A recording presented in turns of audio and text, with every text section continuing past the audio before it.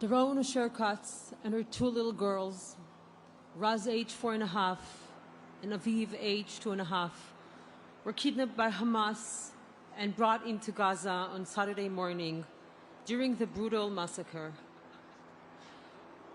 They were visiting Daron's mother at kibbutz near Oz, where Daron was born and raised. Daron's husbands and the girl's dad, Yoni, spoke with them a few times early that morning following the outbreak.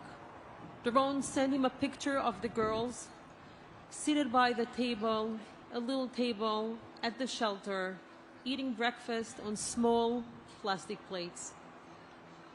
At 10:30, on what would be their last call, Daron said that she was scared. She whispered to Yoni that the terrorists entered the home. Yoni begged Daron to stop speaking, and that is when he heard gunshots. That was the last time he heard from his family. It was not until a few hours later that he finally saw his wife and little girls again. But this time, it was on a video published by Hamas, where the three could be seen taken in a vehicle surrounded by terrorists. Daron is a loving and devoted mother. She is a generous and smart person who has a successful career as a CPA at a large Israeli company.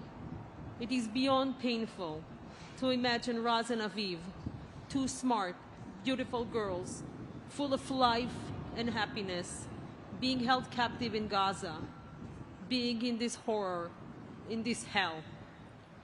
Daron, Raz, and Aviv are only three of over 100 Israeli civilians, babies, young children, elderly, among them Holocaust survivors, who were kidnapped to Gaza. I'll mention a few of them. Ariel Bibas, a 6-month-old baby. His brother Kfir, a 4-year-old. 8 years old Ella Eliakim. Erez Calderon, an 11-year-old. Noya Dan, 13 years old. A 14-year-old Dafna Eliakim.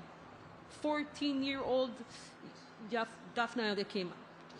Yafa Adar, an 85-year-old. And Carmela Dan, 80 years old. Yoni Asher spoke this morning with 63 UN ambassadors and demanded his family's immediate return to Israel. We should join Yoni, demanding all nations to make clear that Hamas carries full responsibility and accountability for the well-being of the hostages and demand their immediate return home.